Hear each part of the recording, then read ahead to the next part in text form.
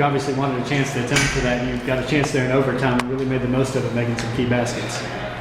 What was it like there to get into overtime and have a chance to make some plays? After I missed those 2 free throws, ended my free throw streak, I knew I had to pick up my game some more. I couldn't end it like that. It seemed like all night long you did a good job of really keeping them out of their game, and you kind of played at the tempo you wanted to play. I mean, it seemed like the game plan went the way you guys wanted it to all night. We just tried to contain A.J. Anderson. He's a great player. They've got a ton of size. Our main goal was just box out, rebound. I thought we did a good job of that. Talk about the ebb and flow of emotion. I mean, you go from, I could tell you were heartbroken after those 2 free throws, and then you end up taking over overtime. I mean, talk about how that felt coming back. Honestly, I wanted to cry after I missed those 2 free throws, but I knew I had to step it up. I couldn't do it like that. At what point did you go from being kind of devastated about it to realizing that you had another chance?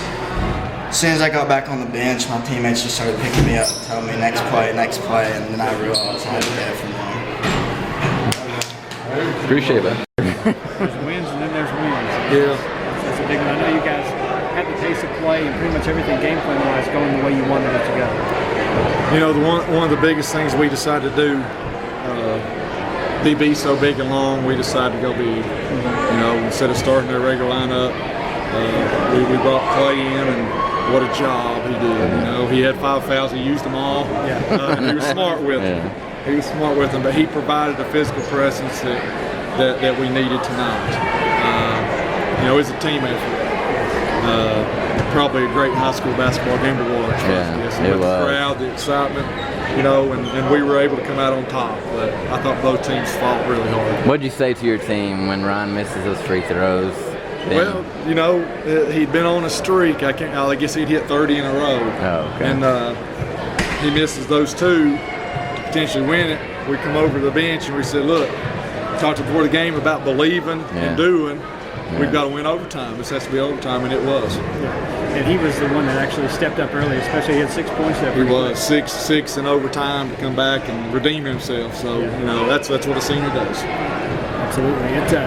You know, with you guys moving next year, this may be the last time DB in South for a while. I mean, that'd be quite a note to go out on. Well, it'll be, as far as conference games that mean a whole lot. It'll be the last time we have plans to keep them on the schedule. Okay. It's a good rivalry. Yeah. It'll be 2 different conferences, you know, but you know, we'll see him again, and we may see him again 4 years over. You never know. DB always dominates on second chance points. You had 24 defensive rebounds, really limited them on the first chance. Is that why you went big? I mean, I think, you know, the last 2 games out, we really got worn out on the glass. Tennessee High and Boone really beat us on the glass, and that was our focus coming in. If we're going to play better basketball, we have to rebound. Anderson, I think, had 17 for the first 3 quarters. You didn't hear from him after that. Was that something you guys did? I tell you, I was really impressed with him. He can play. He's improved a lot. I thought, you know, particularly Ryan defensively in the fourth quarter did a pretty good job on him this guarding.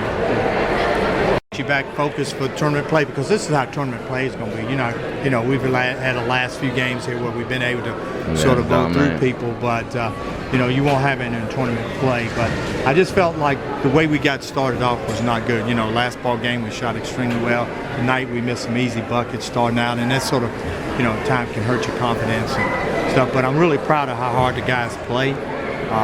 We got a hit there. You know, I thought it felt real good. You know, now we got a hit, but we fouled up on a couple of things there. You know, offensive rebound with a foul, and then a turnover right there in midcourt. You know, you can't do that. You can't do that in a tight ball game. It'll come back and bite you each time. It seemed like decision-making wasn't as sharp as it normally is for you guys. And I mean, they say you can learn a lot from a loss. Like you say at this point, I mean, what are the things you focus on to kind of sharpen them up on going forward? Well, you know, I think, let's give credit to South. South did an outstanding job, and they forced us into playing a little bit faster than we've been playing here. And, you know, we never did get into the flow like we wanted. We had no rhythm. I mean, we missed 10 easy baskets, I think, in the first half, just point-blank shots. So, and you got to make those shots. So, you know, we got some areas we got to get better in.